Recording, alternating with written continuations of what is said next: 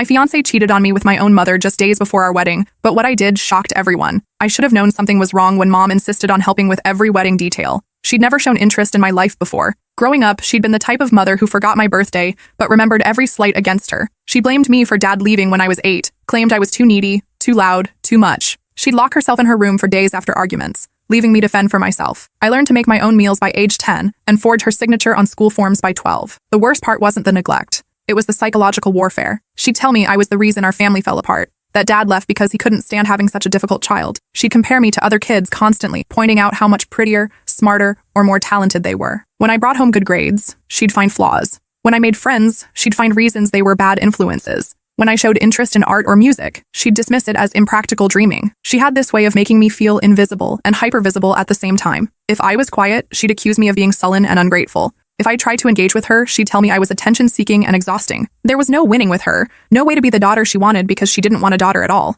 By high school, I'd learned to be invisible. I kept my grades up, stayed out of trouble, and counted the days until I could escape to college. Mom seemed relieved when I left, finally free of the burden of pretending to care about my existence. She didn't call during my freshman year, didn't visit, didn't even send a care package or birthday card. When I came home for Christmas break, she'd redecorated my room into a home office. All my childhood belongings were boxed up in the garage, including photos of us together and artwork I'd made for her over the years. She said she needed the space for her new real estate business and couldn't understand why I was upset about sleeping on the couch. But suddenly, 3 months before my wedding, she transformed into the perfect mother of the bride. She was picking flowers, tasting cakes, scheduling dress fittings, and offering to pay for upgrades I couldn't afford. She insisted on bonding activities like mother-daughter spa days and shopping trips. She even suggested we take a girls' trip to Vegas before the wedding, claiming she wanted to make up for lost time. The transformation was so complete that people who knew our history couldn't believe it. My college friends were amazed when Mom started calling me daily and posting photos of us together on social media. She'd caption them with things like, "My beautiful daughter," and "I'm so proud of the woman she's become." Comments poured in from relatives I hadn't heard from in years, congratulating us on finally healing our relationship. I thought she'd finally decided to be the mother I'd always wanted. Maybe losing Dad had taught her to value what remained of our family. Maybe seeing me happy with Derek had shown her that I wasn't the burden she'd always believed me to be. Maybe she'd finally grown up and realized that pushing away your only child wasn't worth the loneliness. Derek had been my salvation in college. After years of walking on eggshells around Mom, he made me feel worthy of love. He'd drive 4 hours just to bring me soup when I was sick. He remembered every story I told him about my childhood trauma and promised our future would be different. He held me during panic attacks and convinced me to try therapy. When he proposed after graduation with my grandmother's ring that Mom had supposedly lost years ago, I thought I'd finally escape the toxicity of my childhood. Derek was everything Mom had told me I'd never deserve. Handsome, successful, patient with my anxiety and trust issues. He never raised his voice, never made me feel stupid, never criticized my appearance or dreams. When Mom started warming up to him during our engagement, I thought maybe she was finally seeing my worth through his eyes. He had this way of making me feel protected and valued that I'd never experienced before. When I'd have nightmares about my childhood, he'd hold me until I stopped shaking. When I'd spiral into self-doubt, he'd remind me of all my accomplishments. When I'd worry that I wasn't good enough for him, he'd show me the engagement ring and promise that I was everything he'd ever wanted. Looking back, I should have questioned how he afforded that ring on his entry-level salary. I should have wondered why Mom suddenly found it in her jewelry box right before our engagement, but I was so grateful for their apparent reconciliation that I ignored the red flags waving frantically in front of my face. The wedding planning brought out a side of Mom I'd never seen. She was attentive, affectionate, almost possessive of her role in our big day. She insisted on being involved in every decision, from the centerpieces to the music selection. She even offered to pay for the honeymoon, claiming she'd been saving money for years specifically for my wedding. Derek encouraged this newfound generosity, telling me how lucky I was to finally have Mom's support. She started calling me pet names she'd never used before. Sweetheart, darling, my beautiful daughter. She'd tear up during dress fittings, claiming she was overwhelmed with pride. She posted photos of us on social media with captions about how blessed she was to have such an amazing daughter. Friends who'd known us for years were shocked by the transformation. The attention from Mom was intoxicating after years of emotional starvation. When she'd compliment my choices or ask my opinion about wedding details, I felt like I was finally getting the maternal approval I'd craved my entire life. When she'd hug me and tell me she loved me, I'd almost cry from relief. I thought we were building the relationship I'd always dreamed of. She started sharing stories about her own wedding to Dad, things she'd never told me before. How nervous she'd been walking down the aisle, how beautiful she'd felt in her dress, how excited she'd been to start a family. It made me feel like she finally understood what this day meant to me, like she was finally ready to be the mother I needed. The wedding was 3 days away when I realized I'd forgotten my backup mascara at Mom's house. I'd been staying at my apartment to avoid her sudden clingy behavior. She'd started calling me multiple times daily, wanting to discuss last-minute details that had already been finalized. Her intensity was overwhelming after years of indifference. She'd show up at my work unannounced with coffee and pastries, wanting to chat about wedding plans. She'd text me constantly with Pinterest boards and magazine clippings. The night before I went to get my mascara, she'd called me crying because she was so overwhelmed with emotion about the wedding. She said she couldn't believe her baby was getting married, that she was so proud of the woman I'd become, that she wished her own mother had lived to see this day. It was the most emotional conversation we'd ever had. I went to bed feeling closer to her than I'd felt since childhood. I had my own key from high school, so I let myself in quietly around midnight, not wanting to wake her and trigger another lengthy conversation about flower arrangements or seating charts. I figured I'd grab the mascara from my old bathroom and leave her a sweet note thanking her for all her help with the wedding. That's when I heard the voices upstairs. At first, I thought she was watching a late-night movie. Mom had always been a night owl, claiming she couldn't sleep in the house where Dad used to live. She said the memories kept her awake, though she'd never specified whether they were good or bad memories. Sometimes I'd hear her pacing at night when I visited, and I'd assumed she was still processing the divorce after all these years. Then I heard a man's laugh, a familiar laugh that made my stomach drop to my feet, the same laugh that had comforted me through panic attacks and celebrated my small victories. The laugh I'd fallen asleep to countless times during our 4 years together. The laugh I'd been looking forward to hearing for the rest of my life. I crept up the stairs, my heart pounding so loud I was sure they'd hear it. Every step felt like walking toward my own execution. The old wooden steps creaked under my weight, each sound amplified in the silence. I could hear them more clearly now, talking in low, intimate voices that suggested this wasn't their first time together. Mom's bedroom door was cracked open just enough. Through the gap, I saw them tangled in her sheets. My fiancé of 4 years, my mother of 26 years, moving together like they'd choreographed this betrayal 1,000 times before. Derek's hands in her hair, her legs wrapped around his waist, both of them completely lost in each other. The sight should have destroyed me, but what came next was worse than any physical betrayal could have been. The worst part wasn't catching them in the act. It was hearing what they said after. Mom traced lazy circles on his chest and whispered, "She's so naive. She actually thinks you love her. Always has been desperate for affection. Makes her easy to manipulate. Just like when she was little, begging me to love her, willing to do anything for the smallest scrap of attention." Derek laughed, the same laugh I'd fallen in love with. "The money's good, though. Her trust fund will set us up nicely once we're married. I never have to work another dead-end job again. $2 million just for putting up with her neediness for a few years. Best return on investment I've ever made." Trust fund? I didn't have a trust fund. We'd been eating ramen for years while saving for this wedding. I'd worked double shifts at the diner to afford my dress. Derek complained constantly about his student loans and entry-level marketing salary. He'd made me feel guilty for wanting anything beyond basic necessities, claiming we needed to be practical about our finances. Mom sat up, her voice casual like they were discussing weekend plans. "Once we're married and she has that hiking accident we planned, everything goes to me as her only family. Then we can be together openly without pretending anymore. I'm tired of acting like the supportive mother. Do you know how exhausting it is to pretend I care about centerpieces and dress fittings? I've had to bite my tongue so many times to keep from telling her what I really think of her choices." My blood turned to ice. They weren't just cheating. They were planning to murder me. Derek's voice was thoughtful, calculating. "The trail you picked is perfect. Cascade Falls has that cliff overlook where people take photos. One little push when she's posing and it'll look like she slipped. You'll be the grieving mother. I'll be the devastated widower who lost his soulmate on our honeymoon. The insurance alone will cover our debts, and then there's the trust fund. We can travel the world, buy that house in Tuscany you've always wanted." Mom laughed, a sound I'd never heard from her before, cold and satisfied. "I've been planning this since you first brought her home 3 years ago. Did you see how desperate she was for my approval? How grateful she got when I finally started acting interested? Pathetic. She'll do anything to please me now. She'd probably jump off that cliff herself if I asked her to, just to make me happy." The pieces clicked together with sickening clarity. Every time Derek had pushed for us to go hiking together, every suggestion about scenic photo spots, every conversation about how I should reconnect with Mom after years of distance. He'd been setting up my murder while I planned our future. They discussed how they'd met. Derek had researched my family after our second date,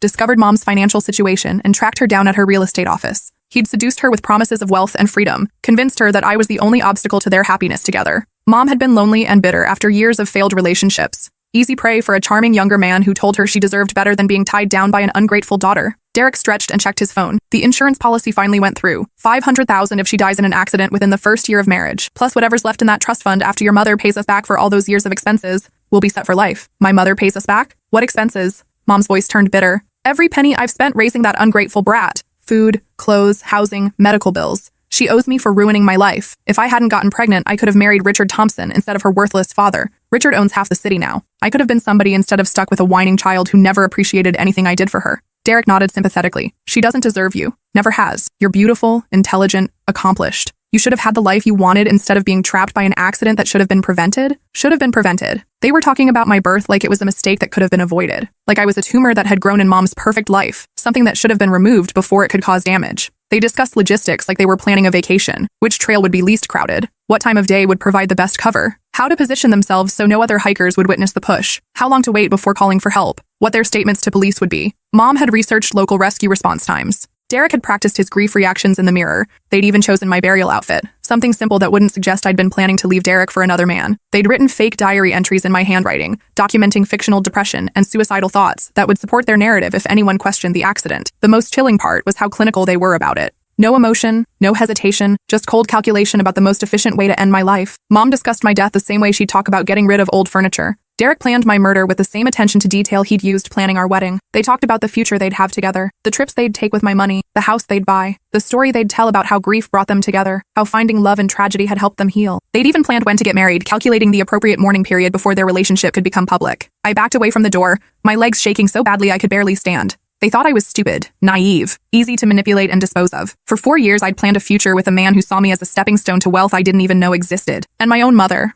the woman who gave birth to me, was helping him plan my death while pretending to finally love me. Every loving gesture from the past 3 months had been a lie. Every hug, every compliment, every moment of apparent maternal pride had been an act designed to make me trust her enough to walk into my own murder. The wedding planning hadn't been about celebrating my happiness. It had been about setting up the perfect cover story for my death. That night, I didn't confront them. Instead, I started planning something that would destroy both their lives forever. I spent the next 2 days acting like the blushing bride they expected to murder. I confirmed vendors, finalized seating charts, and smiled until my face hurt. But behind their backs, I was setting up the most elaborate revenge either of them could imagine. Every loving gesture from Derek made my skin crawl. Every proud smile from Mom felt like a knife twisting deeper. When she hugged me and called me her precious daughter, I wanted to vomit. The hardest part was pretending nothing had changed. When Derek would kiss me goodnight, I had to fight the urge to push him away. When Mom would tear up talking about how beautiful I'd look walking down the aisle, I had to resist the urge to scream that I knew she was planning my funeral, not my wedding. First, I called Dad. We hadn't spoken in years because Mom had convinced me he'd abandoned us for his secretary. She'd shown me fake evidence of his affair, forged emails and photos that looked authentic to my teenage eyes.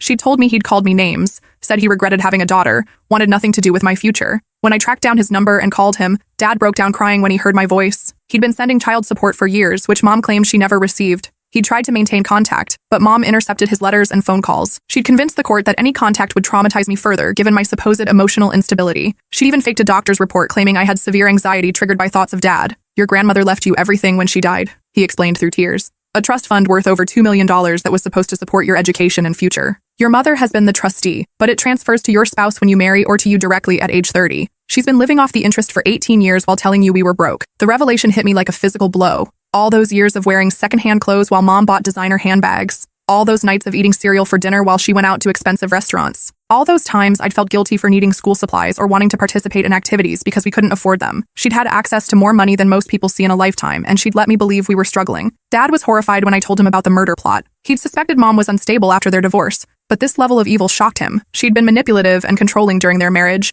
but he'd never imagined she was capable of planning murder. He agreed to help me gather evidence and testify if needed. He also revealed that Mom had been institutionalized briefly when I was 3 for what doctors called a psychotic break. She'd become obsessed with the idea that I was cursed, that my presence was destroying her life. She'd tried to give me away to strangers, claiming she was saving me from myself. Dad had fought for custody then, but Mom's family had money and connections. She'd convinced the court she was better after therapy, but Dad said she'd never really recovered. The institutionalization explained so much about my early childhood. The way Mom would stare at me sometimes with pure hatred. The way she'd flinch when I tried to hug her. The way she'd talk to me like I was an unwelcome guest in her house instead of her daughter. She'd been fighting the urge to hurt me for most of my life. Next, I installed recording apps on my phone and started documenting everything. I recorded Mom and Derek discussing the hiking trip logistics. I photographed Derek's laptop when he left it open, showing his research on how to make deaths look accidental. I found the life insurance policy he'd taken out on me without my knowledge, forging my signature on documents he'd convinced me were wedding-related paperwork. I discovered Mom's secret bank account where she'd been depositing the trust fund interest for years. She'd been living like a queen while I worked minimum wage jobs and ate generic cereal. She'd taken expensive vacations while I couldn't afford textbooks. She'd redecorated her house multiple times while I wore secondhand clothes. The account statements showed deposits going back to my childhood, hundreds of thousands of dollars that should have been used for my care and education. The evidence was overwhelming. Chat logs between them going back 3 years, starting just months after Derek and I became serious. Photos Derek had taken of potential murder locations during our supposed romantic hikes. Mom's detailed financial records showing exactly how much she'd stolen from my inheritance. Even recordings of them practicing their grief reactions for when I died. Derek had files on his laptop labeled with code names. Project Freedom was their murder plan. Golden Goose was the trust fund information. Widow's Walk was his research on how to play the grieving husband. He'd studied other cases where spouses had died in hiking accidents, learning from what worked and what raised suspicion. The most chilling discovery was Mom's journal, hidden in her bedroom safe. Years of entries detailing her resentment toward me, her regret about not terminating the pregnancy, her fantasies about what her life would have been like without me. She'd written detailed plans for getting rid of me that dated back to my childhood. The only thing that had stopped her was fear of getting caught. One entry from when I was 12 read, "She looked at me today with those big eyes, asking if I loved her. I wanted to tell her the truth, that she ruined everything, that every day with her is torture, that I dream about her disappearing. But I smiled and said yes, because that's what mothers are supposed to do. Someday, I'll find a way to be free of her." Another entry from my high school graduation said, "Watching her walk across that stage, I felt nothing but relief. Soon she'll be gone and I can finally live my life. If only there was a way to make sure she never comes back." But Derek had given her the perfect opportunity, a way to eliminate me that would look natural and provide them both with financial security and freedom. Her final entry before the wedding was almost giddy with anticipation. "Soon I'll be free. Soon I'll have everything I've wanted. Soon that mistake I made 26 years ago will finally be corrected." I also found correspondence between Mom and several private investigators she'd hired over the years. She'd been tracking my movements, monitoring my relationships, gathering information about my financial situation. When Derek came along, she'd seen her opportunity and pounced. The night before the wedding, Derek took me to dinner at our favorite restaurant. He held my hands across the table and told me how much he loved me, how excited he was to start our life together, how grateful he was that Mom had finally accepted him into the family. He talked about our future children, the house we'd buy, the trips we'd take with my trust fund money. The performance was flawless. If I hadn't heard him planning my murder, I would have believed every word. He gazed into my eyes with apparent adoration, spoke about our future with convincing enthusiasm, even teared up when talking about how much our love meant to him. He'd even brought a gift, a locket with our photo inside, which he fastened around my neck with gentle kisses. I realized later it was meant to be my memorial jewelry, something for him to wear during interviews about his tragic loss. He'd probably practiced reaching for it during fake emotional moments. I smiled and told him I loved him too, knowing it would be the last lie I ever told him. The morning of the wedding, I put on my dress, did my makeup, and walked down that aisle like nothing had changed. 300 guests watched as I approached the altar where Derek waited, probably calculating how many months he'd have to grieve before he could openly be with Mom. The ceremony was beautiful. The flowers Mom had chosen were perfect. The music she'd selected was exactly what I would have wanted. Even planning my murder, she'd managed to create the wedding of my dreams. Perhaps that was her final act of cruelty, making sure my last day alive would be everything I'd ever wanted. As I walked down the aisle, I looked at the faces of our guests, Derek's family, proud and emotional, my college friends, dabbing at their eyes with tissues. Even some of Mom's relatives I barely knew, smiling warmly as they watched what they thought was a happy ending to my troubled relationship with Mom. None of them knew they were attending my funeral rehearsal, but when the priest asked if anyone objected to this union, I turned to face the crowd and said the words that would expose their evil forever. "I object," I announced, my voice carrying across the silent church, "because this man and my mother have been planning to murder me for my inheritance." The gasps from the guests were audible. Children started crying. Derek's face went white as fresh snow. His mother clutched her chest like she was having a heart attack. His father stood up halfway, confusion and horror warring on his face. Mom started to stand up from the front row, her mouth opening to protest. But I wasn't finished. I pulled out my phone and connected it to the church sound system that Derek had helped me test the week before. The irony wasn't lost on me that he'd assisted in setting up the equipment that would expose his crimes. Every word of their conversation about the accident, the trust fund, and their affair echoed through the sacred space. Their voices discussing my death like a business transaction, Mom's laughter at my naivety, Derek's calculations about insurance payouts, their casual cruelty as they planned to end my life. As the recording played, I watched the faces in the crowd transform from confusion to horror to rage. Derek's mother fainted. His father started toward the altar like he wanted to strangle his son with his bare hands. My bridesmaids stood frozen, bouquets dropping from their hands. The priest stepped back from the altar, crossing himself repeatedly. The choir director stopped the music and stared in shock. Even the wedding photographer kept taking pictures, probably realizing this would be the most dramatic wedding he'd ever document. When the recording ended, the silence that followed was deafening. Derek lunged toward me, screaming that I was lying, that I was crazy, just like my mother. But Dad and my uncle were already moving down the aisle. They tackled him to the ground as he thrashed and shouted about frame jobs and manipulated recordings. His desperation was almost funny after hearing him plan my death so calmly. Derek's father reached us and started kicking his son while he was down, screaming about raising a monster. It took 3 men to pull him away as he sobbed about the shame Derek had brought on their family. Mom tried to run toward the back exit, but I'd arranged for that too. The church doors had been locked from the outside. Security guards I'd hired stood at every exit. Mom pounded on the doors, screaming about false accusations and demanding to be let out. She'd transformed back into the woman I remembered from childhood, angry, entitled, blaming everyone but herself. When she realized she was trapped, Mom turned back to the crowd and tried to play the victim. She claimed Derek had manipulated her, threatened her, forced her to participate in discussions she thought were fantasies. But the evidence spoke for itself. Her own words on the recording, her journal entries, her financial records. The police arrived exactly on schedule.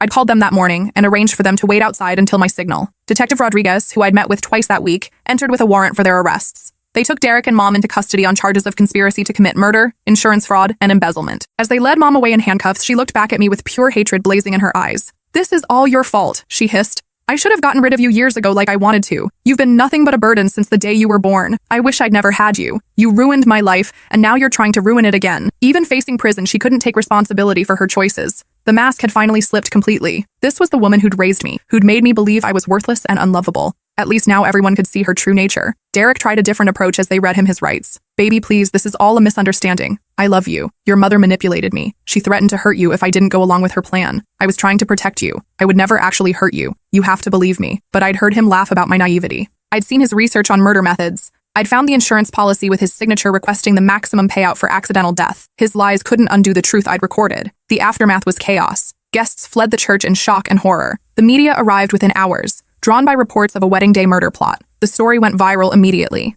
Videos of my announcement and Mom and Derek being arrested spread across social media faster than wildfire. The trial lasted 8 months and became a media sensation. The evidence was overwhelming, but their lawyers tried every angle. They claimed I'd fabricated the recordings using voice synthesis technology. They suggested I was mentally unstable from childhood trauma and had created an elaborate delusion. They argued that discussing hypothetical scenarios wasn't the same as planning actual murder. Derek's defense team painted him as a victim of Mom's manipulation. They claimed she'd seduced him and threatened his life if he didn't cooperate. They brought in psychiatrists who testified about Mom's history of mental illness and her ability to control others through psychological warfare. They argued that Derek was just a young man who'd fallen under the spell of an older, more experienced manipulator. Mom's lawyers took a different approach. They argued that she was the victim of Derek's manipulation, that he'd convinced her to participate in discussions she thought were fantasies. They claimed she'd been trying to protect me by going along with his plans while secretly planning to warn me. They painted her as a loving mother who'd been corrupted by a charming sociopath. But the forensic evidence was irrefutable. The insurance policies, the financial records, the deleted browser history showing research on hiking accidents, the detailed timeline they'd created for my death, even love letters between them discussing their future together after I was gone. The most damning evidence was Mom's journal, her own handwriting describing years of resentment and fantasies about my death, her detailed financial calculations showing how much money she'd save without me, her excitement about finally being free to live the life she wanted. During the trial, more victims came forward. Derek had attempted similar schemes with previous girlfriends,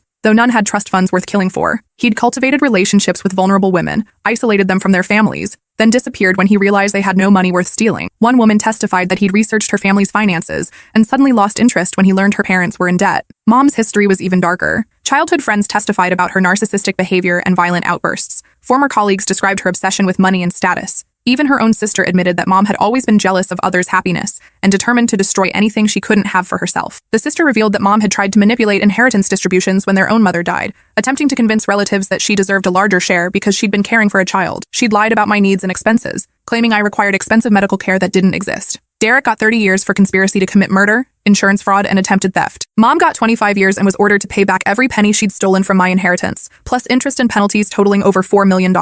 During her sentencing, Mom stood up and addressed the court one final time. "I gave that girl everything," she said, her voice shaking with rage. "I sacrificed my youth, my dreams, my body to raise her. She owes me compensation for the life I lost. If she'd just died quietly like she was supposed to, none of this would have happened. I would have been a good mother if she hadn't been such a difficult child. Some children are just born wrong, and she was one of them." The judge's face was stone cold as he denied her request for a reduced sentence. He called her one of the most dangerous individuals he'd encountered in 30 years on the bench, noting that she showed no remorse and continued to blame her victim even after being caught planning murder. My wedding dress now hangs in my closet as a reminder that sometimes the people who claim to love you are the ones planning to destroy you. But it also reminds me that I'm stronger than they thought I was, that their opinion of me as weak and naive was their fatal mistake. I used the trust fund money to start a foundation for children who've been abused by their parents. Every year, on what would have been my anniversary, I host a gala to raise awareness about family violence and financial abuse. The foundation has helped over 8,000 children escape dangerous situations. Their thank you letters fill an entire wall in my office. The foundation's programs include safe houses for children fleeing abusive homes,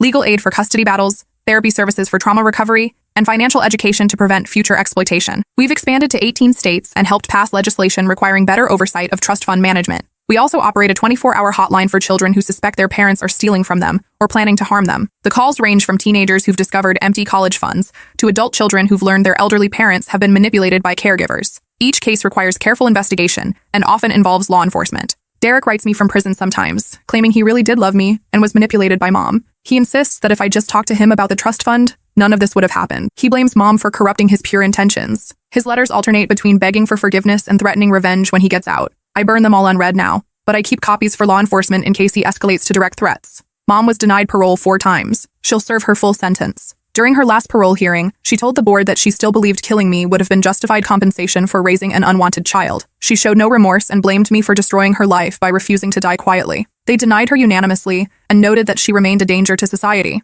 The parole board's report described her as completely lacking in empathy and unable to accept responsibility for her actions. They recommended she serve her full sentence without possibility of early release, noting that she continued to express regret only for being caught, not for planning murder. The media coverage was intense for months. Nancy Grace did a week-long special called Betrayed at the Altar. True crime podcasts dissected every detail of the case. Netflix made a documentary called The Wedding Day Murders that won an Emmy. Investigation Discovery created a 2-hour special featuring interviews with witnesses and law enforcement. I declined most interview requests, but I did appear on a few shows to promote the foundation and encourage other abuse survivors to speak up. The attention was overwhelming, but it helped spread awareness about financial abuse and family violence. Donations poured in from around the world, allowing us to expand our programs faster than we'd ever imagined. The attention brought both support and criticism. Some people accused me of being too dramatic, of overreacting to what they saw as empty threats. Others suggested I should have handled it privately instead of destroying the lives of two people who might have been all talk. But the evidence spoke for itself. They'd planned every detail of my murder. Without intervention, I'd be dead. The criticism hurt, but it also taught me that some people would rather maintain the illusion of family harmony than confront uncomfortable truths about abuse. They couldn't imagine parents who genuinely wanted their children dead, so they dismissed the evidence as exaggeration or misunderstanding. Sometimes people ask if I ever plan to remarry. The answer is yes, but not until I'm sure I can trust my own judgment again. I'm in therapy twice a week, learning to recognize manipulation and set boundaries. My therapist says it's remarkable that I survived their psychological warfare as well as I did. Many people in similar situations don't recognize the danger until it's too late. I've been dating someone for the past 2 years. His name is James, and he's a social worker who specializes in family trauma. He knows my story and understands why I need to take things slowly. He's patient with my trust issues and supportive of my foundation work. Most importantly, he has his own money and career, so I know he's not after my inheritance. James was actually recommended by my therapist, who thought we'd be compatible based on our shared commitment to helping abuse survivors. Our first date was at a volunteer event for the foundation, and I was impressed by his genuine compassion for the children we serve. He treats them with dignity and respect, never talking down to them or dismissing their fears. Dad and I have rebuilt our relationship completely. He admits he should have fought harder for custody when I was young, but he was afraid of Mom's threats to disappear with me. She'd convinced him that any contact would traumatize me further. We have dinner every Sunday now, and he walks me through family photos I'd never seen, telling me stories about relatives Mom claimed were dead or uninterested in our lives. Through Dad, I learned that my entire extended family had been trying to maintain contact with me for years. Aunts and uncles had sent birthday cards that Mom intercepted. Cousins had invited me to graduations and weddings that I never knew about. Grandparents on Dad's side had set up college funds that Mom convinced them to close, claiming I wasn't academically inclined. The lies ran so deep that rebuilding these relationships has taken years. Some relatives were initially suspicious of me, having been told by Mom that I hated them and wanted nothing to do with the family. Others were hurt that I'd supposedly ignored their attempts to reach out. It took time and patience to untangle decades of Mom's manipulation. Grandmother's ring, it turns out, had never been lost. Mom had been wearing it for years, claiming it was a gift from a friend. When Dad saw it on Derek's proposal video, he knew immediately what had happened. That was another piece of evidence that helped convict them. The ring had been in our family for 4 generations, passed down from mother to daughter. Grandmother had specifically requested that it go to me when I got married, along with the trust fund she'd established for my future. Mom had violated both wishes, stealing my inheritance and my family heirloom to further her own agenda. The extended family rallied around me after the trial. Aunts and uncles I'd never met came forward with stories about Mom's behavior over the years. They'd suspected she was abusing me, but had been afraid to intervene because of her threats and manipulation. Many of them had tried to maintain contact with me as a child, but Mom had blocked their efforts with lies about restraining orders and custody agreements. My Aunt Sarah revealed that she'd called Child Protective Services twice when I was young, concerned about my appearance at family gatherings. I'd always seemed withdrawn and fearful, wearing long sleeves even in summer to hide bruises. But Mom had convinced the social workers that I was clumsy and accident-prone, and that the family was targeting her out of jealousy over her successful real estate career. I learned that Grandmother had specifically structured the trust fund to protect me from Mom. She'd suspected her daughter was unstable and had included provisions requiring multiple trustees to approve large withdrawals. Mom had found ways around these safeguards by forging documents and bribing bank officials, but Grandmother had tried to protect me even after death. The bank investigation that followed my case revealed a network of corruption involving several employees who'd helped Mom access funds illegally. 3 people were fired and faced criminal charges for their role in the embezzlement. The bank ultimately paid additional damages for their failure to protect my inheritance. The hiking trail they'd chosen for my murder has become a place of healing for me. I lead monthly walks there with my therapy support group, not because I'm trying to prove anything, but because I refuse to let their evil steal any more of my life. At the top of that cliff where they'd planned to push me, I scattered wildflower seeds. By the following spring, something beautiful had grown in the place where they'd planned to end my story. The trail now has a memorial bench dedicated to survivors of family violence. Hikers often stop to read the plaque and leave flowers. Park rangers tell me it's become an unofficial pilgrimage site for people who've escaped abusive situations. The bench includes a QR code that links to resources for abuse victims, funded by the foundation. Last year, I received a letter from a hiker who'd stopped at the memorial bench during a particularly dark period in her life. She'd been contemplating suicide after years of abuse from her husband, but reading about my story and the resources available gave her hope. She left her abusive marriage that week and is now thriving in a new city with her children. The foundation's latest project is a legal clinic that helps abuse survivors navigate financial fraud cases. Too many people discover, like I did, that their trusted family members have been stealing from them for years. We've recovered over $20 million for victims so far, money that was supposed to support their education, healthcare, and future security. We're also working on legislation requiring better psychological screening for trust fund trustees. Too many children are left vulnerable to exploitation by mentally ill or financially desperate relatives. The bill, nicknamed Emma's Law after me, has passed in 8 states and is being considered in 15 more. The law requires annual mental health evaluations for trustees managing funds over a certain amount, mandatory reporting of large withdrawals, and automatic transfers of control when beneficiaries reach adulthood. It also creates criminal penalties for trustees who misuse funds and establishes victim compensation programs. Derek's appeal was denied last month. He'll serve his full sentence. His family disowned him after the trial, horrified by what he'd planned to do. His mother sent me a letter apologizing for raising a monster and donating money to the foundation in his memory, as if he'd died instead of revealed his true nature. Derek's father started a support group for families of criminals, helping parents cope with the shame and guilt of discovering their children's true nature. He speaks publicly about missing the warning signs and encourages other parents to trust their instincts when something feels wrong about their children's behavior. The wedding venue became something of a tourist attraction after the trial. They now offer tours of the chapel where I exposed the murder plot, with proceeds going to domestic violence organizations. They still offer to let me use their space again someday at no charge, calling what I did the most courageous thing they'd ever witnessed.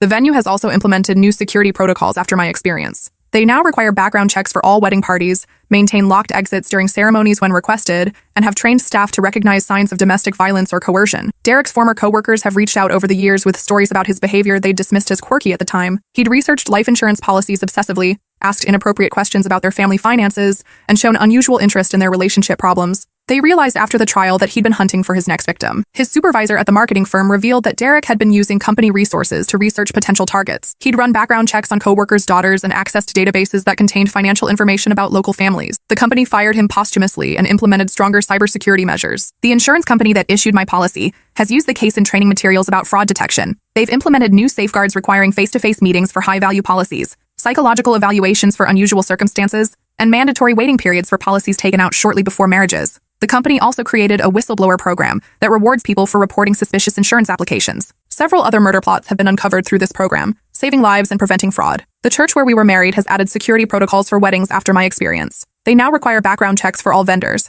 maintain the ability to lock exits during ceremonies, and have trained ushers to recognize signs of distress or coercion. Father Martinez, the priest who married us, still checks on me occasionally. He says my courage in that moment restored his faith in justice and divine intervention. He's incorporated lessons about recognizing abuse into his marriage counseling, helping other couples identify unhealthy dynamics before they escalate. I still wear grandmother's ring on my right hand, not as a symbol of engagement, but as a reminder that I come from a line of strong women who survive difficult circumstances. Mom may have stolen years of inheritance, but she couldn't steal the strength grandmother passed down to me. The ring has become something of a talisman for the children the foundation serves. When they see it, I tell them about grandmother's wisdom and strength, how she tried to protect me even after death. Many of them don't have positive family role models, so hearing about grandmother gives them hope that not all adults are dangerous. The Foundation's children's programs have expanded internationally. We now operate safe houses in 22 countries and have helped thousands of children escape abusive situations. Many of them have gone on to successful careers and healthy relationships, proof that the cycle of abuse can be broken with proper support and intervention. Our newest program focuses on educating children about financial abuse and helping them understand their rights regarding inheritance and trust funds. Too many young people don't realize they're entitled to money that relatives have been stealing from them for years.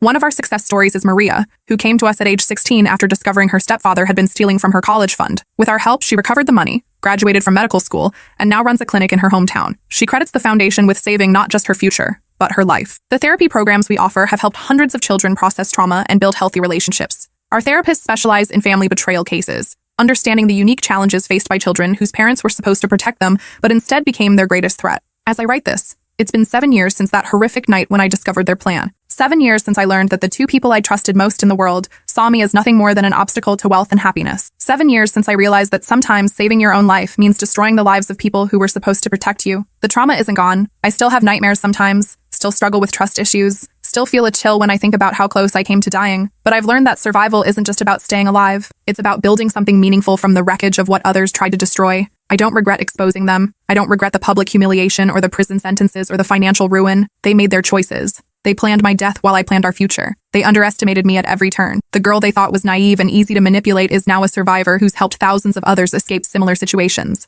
The trust fund they wanted to steal has funded a movement that saved countless lives. The wedding they planned to be my last day alive became the first day of my real life. Sometimes the best revenge isn't revenge at all. It's building something beautiful from the ashes of what others tried to destroy. It's proving that their worst assumptions about you were wrong. It's living so well that their hatred becomes irrelevant. Mom will die in prison. Derek will spend the best years of his life behind bars. And I'll spend mine making sure no other child suffers what I suffered. No other person falls victim to the kind of betrayal that almost killed me. In the end, they lost everything while trying to take everything from me. I gained everything by refusing to let them win. The foundation recently opened its 10th office, this one in the city where I grew up. It feels fitting that the place where I learned to survive abuse is now helping other children do the same. We've saved over 12,000 children since that wedding day, and each one represents a future that abusers tried to destroy but couldn't. My story has been featured in psychology textbooks as a case study in family violence and financial abuse. Universities use it to train social workers and law enforcement officers about the warning signs they need to watch for. Medical schools include it in courses about recognizing abuse in patients. The ripple effects continue to spread. Every child we save grows up to protect their own children. Every family we help rebuild becomes stronger than before. Every abuser we expose faces consequences that might deter others from similar crimes. I'll never know how many people are alive today because I found the courage to expose Mom and Derek that day in the church. But I know the number is higher than just me. When you break a cycle of abuse, you save not just yourself, but generations of future victims. That's the real victory. Not that I survived their betrayal, but that I transformed it into something that gives life instead of taking it away. They tried to make me a victim, but I chose to become a protector instead. And every day that choice matters more than their hatred ever could.